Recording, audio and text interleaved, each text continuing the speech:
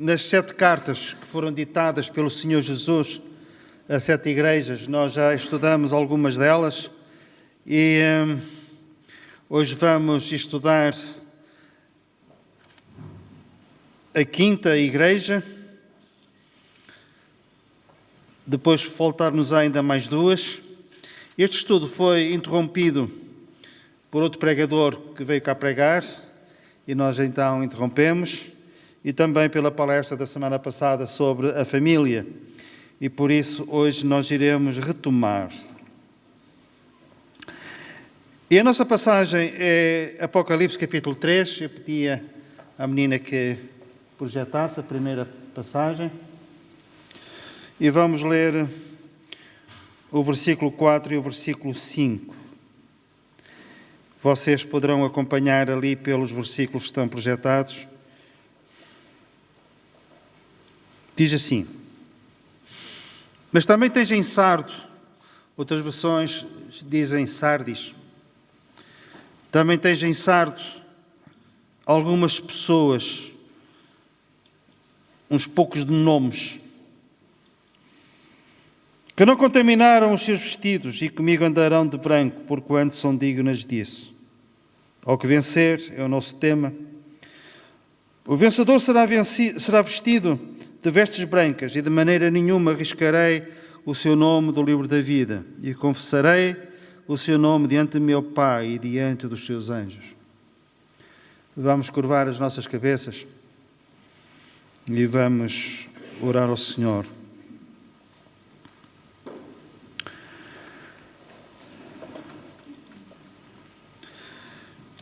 Nosso Deus e nosso Pai, nós sabemos que a Tua palavra é uma palavra viva e que ministra vida àqueles que a ouvem e a recebem no seu coração. É uma palavra inspirada pelo Teu Espírito Santo e ao longo dos séculos tem inspirado a tantos e tem mudado a história de muitos. E nesta hora nós suplicamos que esta palavra viva salte para as nossas mentes, para os nossos corações, e seja uma fonte de água que salte para a vida eterna. Senhor, que esta palavra seja uma palavra, hoje é sempre especial, mas que hoje seja ainda mais especial. Abençoa a cada um de nós. Te suplicamos em nome do Senhor Jesus. Amém.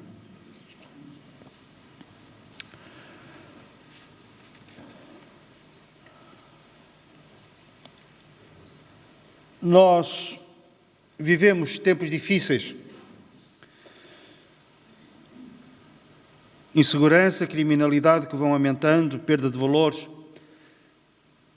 Mas, claro, em tempos como hoje, nós colocamos o foco nas 2 guerras que estão relativamente perto.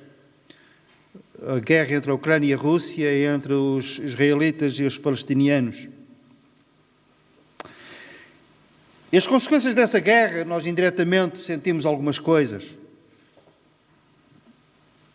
Pelo menos há uma justificação para a inflação que tem aumentado nos últimos tempos, escassez de alguns bens. Mas fora disso, a nossa vida continua. E vamos ganhando até alguma imunidade às imagens que todos os dias entram pela nossa casa. As pessoas que de um dia para o outro perdem tudo, perdem familiares, perdem amigos, perdem casa. Perdem a sua dignidade tantas vezes. Nós não queremos ser insensíveis àquilo que nós temos presenciado à distância.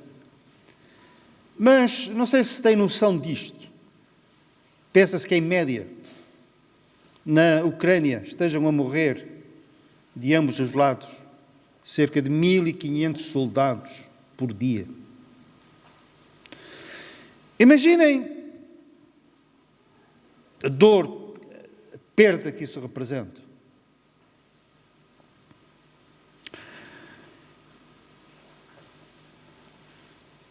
Eu durante muito tempo tive dificuldade com um certo versículo bíblico.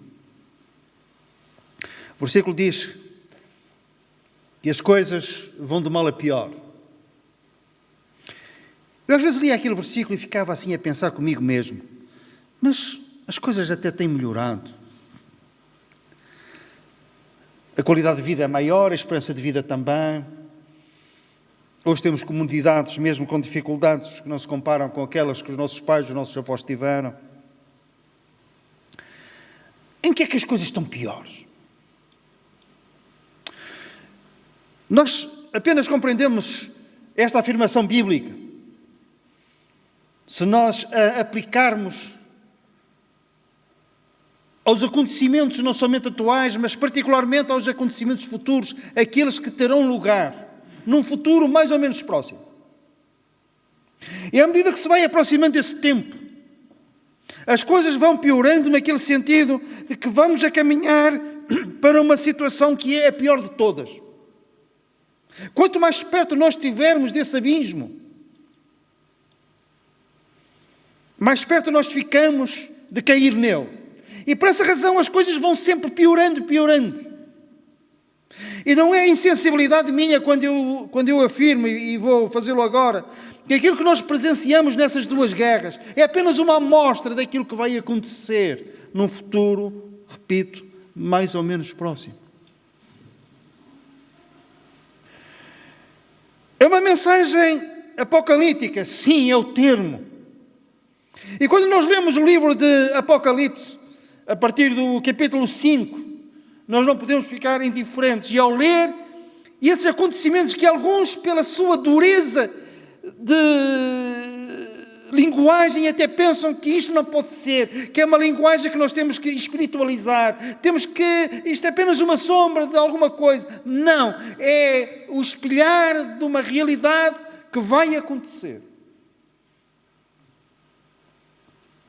E por isso não é insensibilidade quando eu afirmo que aquilo que nós temos presenciado é apenas uma amostra daquilo que vai acontecer futuramente. O mundo vai entrar num caos nunca visto.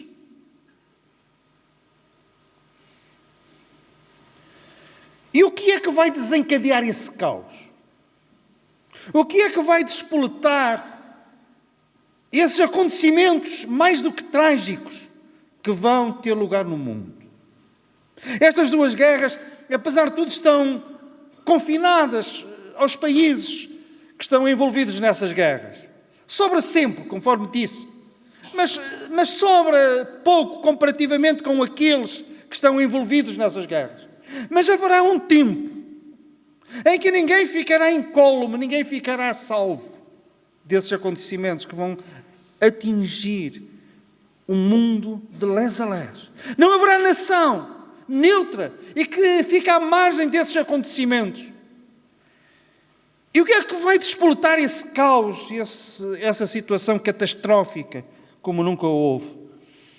Jesus disse acerca desse tempo: se esse tempo não fosse encurtado, se não fosse abreviado, nenhuma carne escaparia.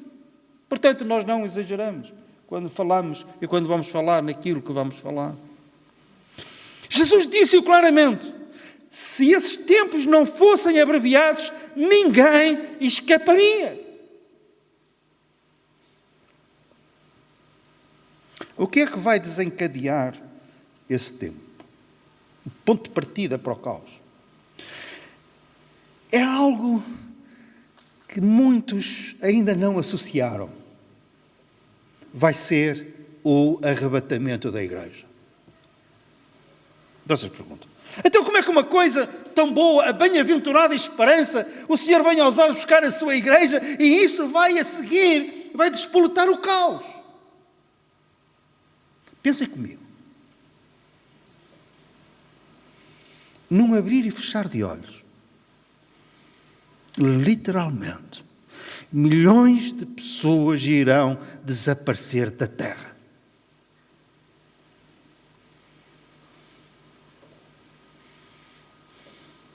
E esse desaparecimento será presenciado por muitos. Imagina, dois amigos estão a conversar, sentados numa mesa de café, tomarem um café, a caminharem juntos, uma caminhada junto ao mar, como ontem fiz com o meu sogro, nesse caso íamos os dois.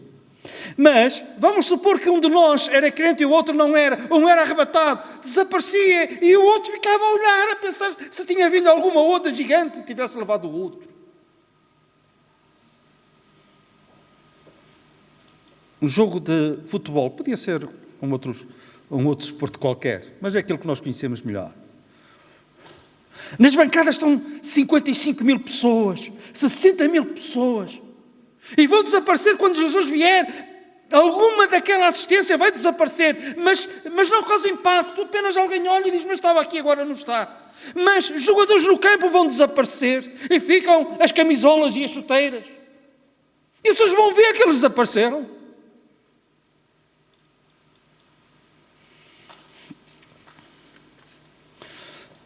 Grandes navios em alto mar ficam à deriva, porque o homem do leme desapareceu. Automóveis descontrolados a grande velocidade, porque o condutor desapareceu. Engarrafamentos nas autoestradas, acidentes de vária ordem. As mães têm os seus meninos no colo e os meninos e as crianças vão desaparecer, porque Jesus disse, deixai vir a mim as criancinhas, porque delas é o reino dos céus. E por isso, quando Jesus vier, eu estou convicto que as crianças vão desaparecer. Não haverá mais crianças na terra. E se formos mais longe, que eu pensei duas vezes se íamos lá ou não, mas vamos. Uma mulher está grávida. É uma criancinha que está no seu ventre. Quando for o arrebatamento, como é que vai ser? Será que aquela criancinha também vai ser arrebatada? Quando isto acontecer, o caos instala-se. E vão surgir opiniões, teorias. Uns irão advogar a teoria da conspiração. Foram os extraterrestres que vieram e levaram as pessoas.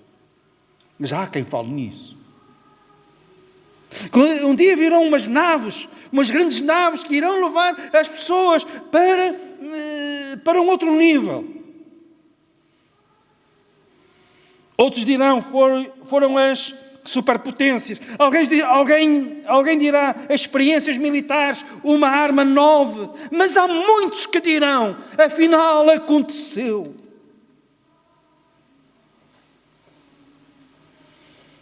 E esta teoria, de que afinal aquilo que a Bíblia diz aconteceu, vai começar a instalar-se na Terra, e já vos vou dizer porquê. Vai abafar as outras teorias.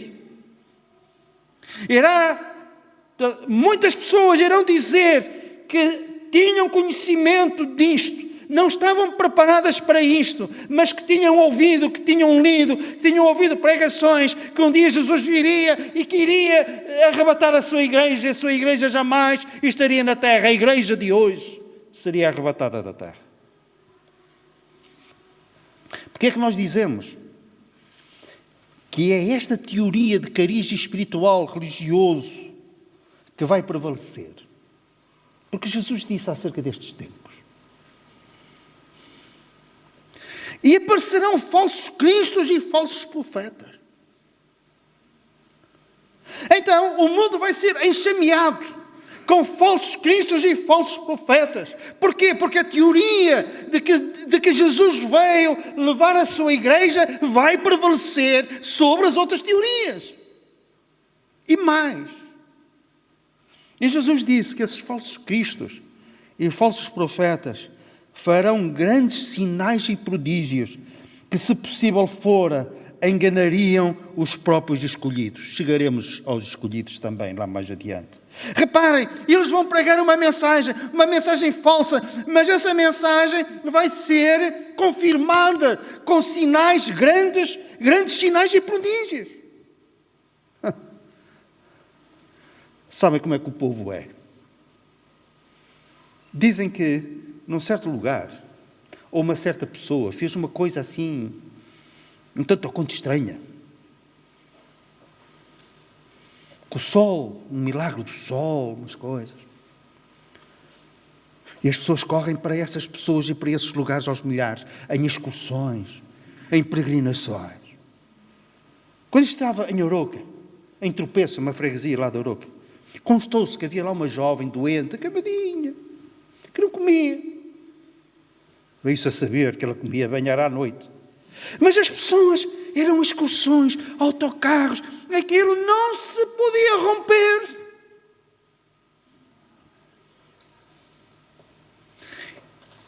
E as pessoas diziam, ela não pede dinheiro. Não é preciso, porque as pessoas davam aos sacos. E quando um saco estava cheio, era substituído por um que estava vazio para ser cheio. E agora imaginem, vem alguém que diz umas coisas acerca de Deus e a sua mensagem é reforçada por grandes sinais, grandes prodígios, grandes milagres.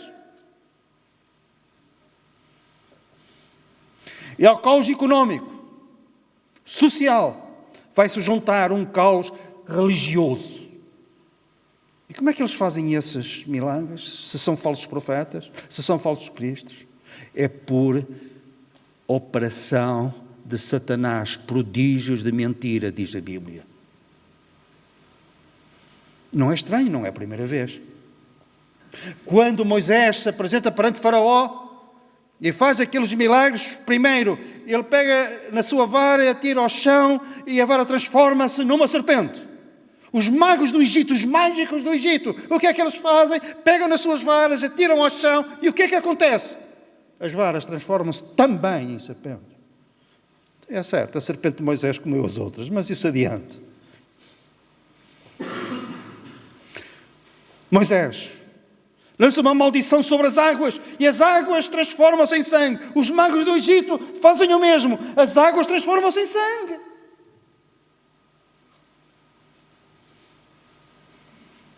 E as pessoas correm atrás de coisitas. Quanto mais não vão correr atrás de grandes sinais e prodígios. E estou a citar palavras textuais do Senhor Jesus. Mas entre estes falsos profetas e falsos cristos, vai-se levantar um que se vai distinguir de todos os outros. Pela sua eloquência, afabilidade. Os milagres que esse vai fazer serão maiores do que aqueles que os falsos cristos e os falsos profetas farão. Prodígios de Satanás. E no meio daquele caos as pessoas vão clamar por um líder mundial. E esse homem chamado o Anticristo vai aparecer e vai convencer e vai apontar para ele mesmo e ele vai dizer, eu sou esse líder esperado.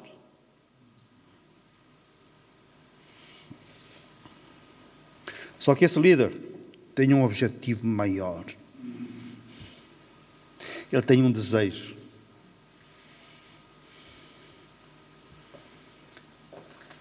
E todos os seus atos são feitos, pensados, antecipadamente, para que esse objetivo maior que ele tem se cumpra. E qual é o objetivo maior dele? É ser adorado. E Jesus disse, quando a abominação, quando o iníquo, quando esse homem estiver no lugar santo, que é no templo em Jerusalém restaurado, então, as que estiverem grávidas, ai das grávidas, porque elas não poderão fugir. Porque haverá aflição de tal ordem. Haverá aflição de tal ordem como nunca houve nesse enquadramento. E porquê é que ele quer ser adorado?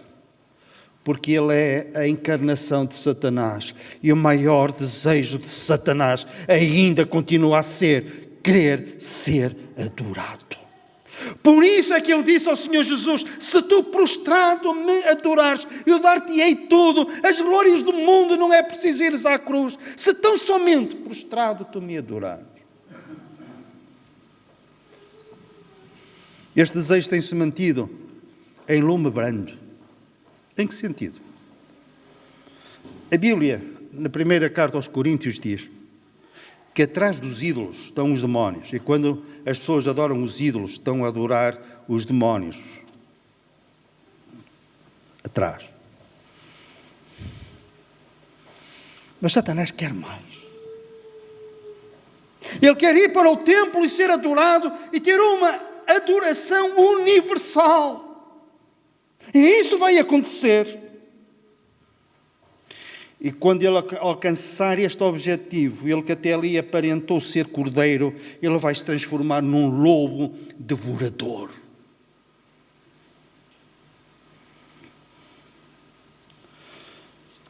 E o caos vai se intensificar, a violência, a perseguição, particularmente ao povo de Deus.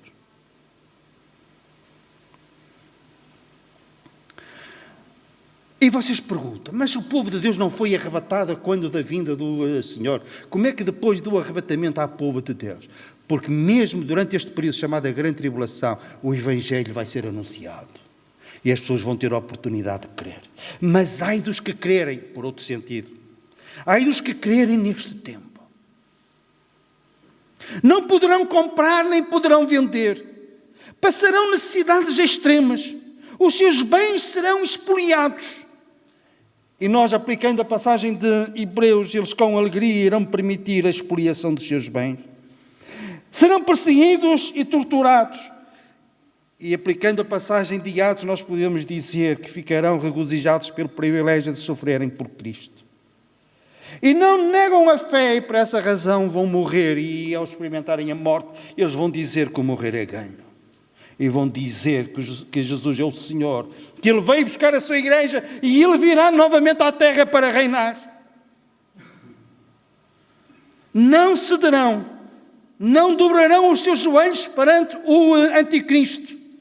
E as pessoas, ao verem a sua fé, ao verem a sua firmeza, o seu amor no Senhor, a sua esperança apesar de tudo, muitos pensarão uma coisa, como nós hoje ainda pensamos em certas situações. Se estes não forem salvos, se eles não forem para o céu, ninguém mais irá para o céu. Mas vamos para a nossa passagem, para a nossa segunda passagem. Apocalipse capítulo 7, versículos 9 a 17. Diz assim: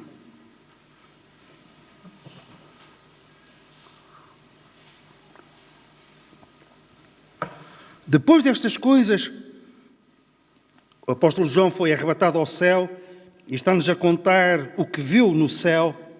Depois destas coisas olhei, e eis aqui uma multidão a qual ninguém podia contar, de todas as nações, e tribos, e povos, e línguas que estavam diante do trono e perante o Cordeiro, trajando vestidos brancos e com palmas nas suas mãos. E ele viu uma multidão que ninguém pode contar. Eram tantos que não se pode contar. E clamavam, versículo 10, clamavam com grande voz, dizendo: salvação ao nosso Deus, que está assentado no trono e ao Cordeiro. E todos os anjos estavam ao redor do trono e dos anciãos. Uma visão tremenda, pela sua espetacularidade e poder. E prostraram-se diante do trono, sobre os seus rostos, e adoraram a Deus, dizendo: amém, louvor e glória e sabedoria e ação de graças e honra e poder e força ao nosso Deus, para todo sempre. Amém. E agora reparem nesta pergunta. E um dos anciãos me falou dizendo: estes que estão vestidos de vestidos brancos, quem são e de onde vieram? A resposta. E eu disse-lhe: Senhor, tu sabes. Ele disse: estes são os que vieram da grande tribulação. Estes são aqueles que foram perseguidos pelo anticristo, que foram expoliados dos seus bens, que foram presos e torturados até a morte. São mártires que pagaram um preço alto pela sua fé, experimentaram a morte e agora estão na presença de Deus. Esta grande multidão é uma multidão que ninguém pode contar. São aqueles que foram perseguidos e levados à morte pelo anticristo e pelos seus seguidores. E vocês perguntam: então eles estão lá porque sofreram assim, Reparem naquilo que eu disse atrás. Se estes não forem para o céu, pensarão muitos, ninguém poderá ir. Mas o que é que nos diz o versículo a seguir? Ou melhor, o mesmo versículo. E eu disse-lhe, estes são os que vieram da grande tribulação e lavaram os seus vestidos e os branquearam no sangue do Cordeiro. Apesar de tudo, eles estão no céu. Porquê? Porque eles branquearam os seus vestidos no sangue do Cordeiro. Eles estavam no céu por causa do Cordeiro. Amém. E isto contraria completamente a doutrina errada de que nós somos salvos pelos nossos méritos, pelas nossas obras. Se fosse assim, estas pessoas estariam no céu, particularmente estes mártires, que num período de caos espiritual, de perseguição, de necessidade extrema, e eles foram até ao fim, não negaram a fé, morreram, mereciam, humanamente falando, estar no céu. Mas a Bíblia diz, não, eles estão no céu, porque eles branquearam os seus vestidos, lavaram os seus vestidos no sangue do Cordeiro. Tudo por causa do Cordeiro de Deus, o Senhor Jesus Cristo. E o versículo continua. Por isso, porque branquearam as suas vestes no sangue do Cordeiro. Por isso, estão diante do trono de Deus e o servem de dia e de noite no seu templo. E aquele que está assentado sobre o trono os cobrirá com a sua sombra. Nunca mais terão fome, nunca mais terão sede, nem sol, nem calma alguma cairá sobre eles. Porque o Cordeiro que está no meio do trono os apacentará e lhes servirá de guia para as fontes das águas da vida. E Deus limpará dos seus olhos toda a lágrima. Por isso, porque branquearam as suas vestes no sangue do Cordeiro. Isto é o Evangelho. Nós hoje, usando uma linguagem diferente, nós dizemos, é o sangue de Cristo que nos lava de todo pecado, que branqueia as nossas almas, nos purifica de todo pecado. É o sangue de Cristo. E eles branquearam os seus vestidos, aonde? Através de toda aquela vida que viveram assim e que o Senhor se sentiu orgulhoso, com um orgulho santo do seu comportamento, da sua fé, da sua perseverança, sem dúvida. Mas no fim de tudo, na sua verdadeira essência, eles estão diante do trono de Deus porque lavaram os seus vestidos no sangue do Cordeiro. É tudo por causa do Cordeiro de Deus. Amém.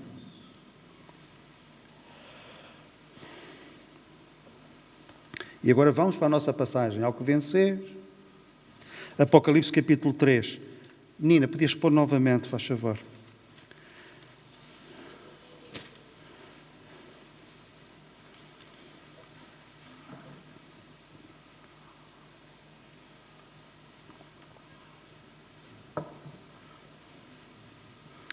Versículo 4. Mas também tens em Sardo algumas pessoas que não contaminaram os seus vestidos e comigo andarão de branco, porquanto são dignas disso. Andarão de branco, porque branquearam as suas vestes no sangue do Cordeiro. E por isso andarão comigo. E por isso, o que perseverar até ao fim, ao que vencer, será vestido de vestes brancas. E de maneira nenhuma arriscarei o seu nome do livro da vida, e confessarei o seu nome diante de meu Pai e diante dos seus anjos. Aqueles que lavam as suas vestes no sangue do Cordeiro, que as suas almas são purificadas com o sangue do Cordeiro de Deus, o Senhor Jesus. Aqueles que, compenetrados dos seus pecados, sabendo que devido aos pecados, aos seus pecados, muitos ou poucos, mas todos nós temos muitos, que por causa dos nossos pecados, mas mesmo que fosse só um, nós estaríamos para sempre perdidos. Ninguém pode estar no céu com uma mancha nos seus vestidos brancos. Ninguém pode ter um pecado nos seus vestidos brancos. Por isso é que nós pregamos uma salvação total e completa em Cristo. Por isso é que nós dizemos uma e outra vez que só por Jesus é que nós somos salvos. Por isso é que nós dizemos que é o sangue de Cristo que nos purifica de todo pecado. E Jesus diz, estes andarão comigo. A Bíblia diz que quando se der o arrebatamento, nós estaremos para sempre com o Senhor. Estar com Ele. Mas aqui diz, estarão comigo, sim, e andarão comigo. Fala-nos de uma proximidade maior. Não somente estarão no mesmo lugar onde eu estou, mas mais do que isso, andarão comigo. E de maneira nenhuma eu riscarei o seu nome do livro da vida. Em Sardo havia um costume, havia um livro de registros, como também há no nosso país e em praticamente todos os países do mundo, penso eu, quando nasce alguém, vai ao registro, registar-se, fica lá o nome. Esta cidade, como as outras cidades, tinham um livro de registros. Só que daquele livro alguns nomes eram riscados e outros eram reescritos novamente. Então como era? Quando alguém daquela cidade fazia um feito que honrava a própria cidade, dava nome à cidade, o seu nome era escrito novamente com letras douradas. Mas se alguém cometia um crime que denegria a imagem daquela cidade, sabe o que é que acontecia? O seu nome era riscado. Ora, uma desonra.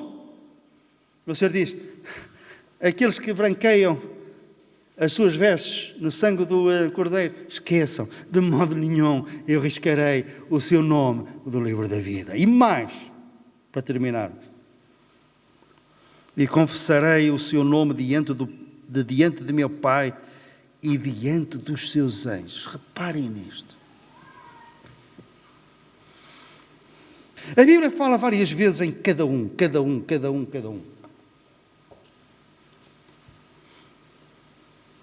Este versículo diz, eu confessarei o seu nome.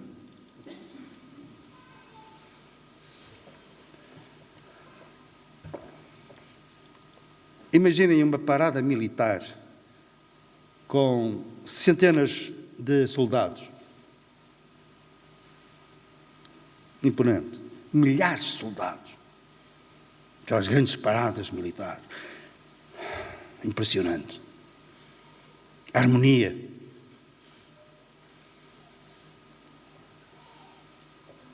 Marcha. Convicção no olhar. Agora imaginem, no céu, estamos a falar dos anjos de Deus. Quantos são? A Bíblia diz milhares de milhares, milhões de milhões. Se os mártires que vêm da grande tribulação é uma multidão que ninguém pode contar, agora imaginem o que é o exército de anjos celestiais. Milhares de milhares e milhões de milhões. E tudo está ali e o Senhor vai chamar pelo nosso nome e vai contar a nossa história.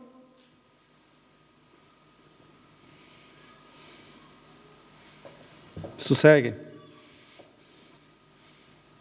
Não vai contar as coisas más. Essas estão no mar do seu esquecimento. Mas perante aquela multidão imensa, ele vai se lembrar e vai dizer, ele vai falar acerca da nossa conversão.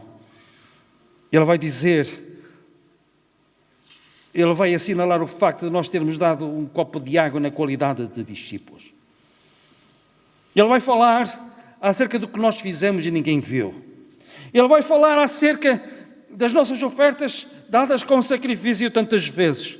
E ele vai falar acerca da nossa história, quando nós, em certas situações que não nos eram favoráveis, mas nós nos identificamos com o Senhor Jesus e dizemos, e Jesus disse. Se nós de uma ou de outra forma tivermos contribuído para levar a salvação a alguém, e se não tivermos sido usados como tropeço e como escândalo para que outros não sejam salvos.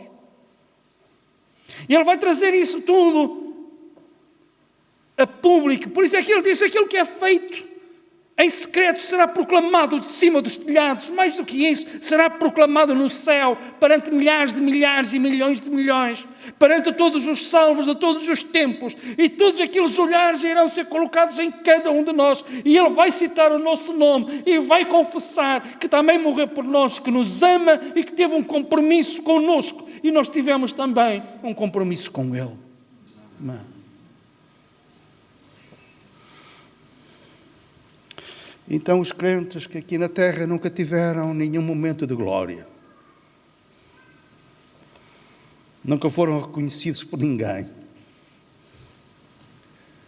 nunca ninguém bateu palmas por causa deles, terão um momento de glória acima de qualquer comparação. Estou a citar a palavra de Deus.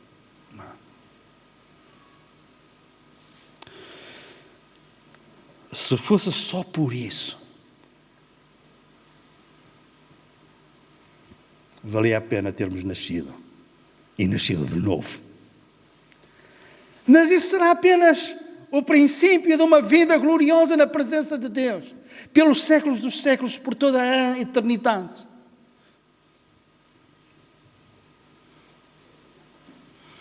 E isso porquê? Porque lavamos a nossa alma no sangue do Senhor Jesus. E Jesus diz: e ao vencedor, e ao que vencer. E depois de Ele contar a nossa história, escondendo aquilo que não é agradável de se ouvir e que Ele conhece, e como disse atrás, colocou no mar do seu esquecimento, Ele vai apontar para nós e vai dizer: Ele é um vencedor. Amém. E ao que vencer. E ao que vencer.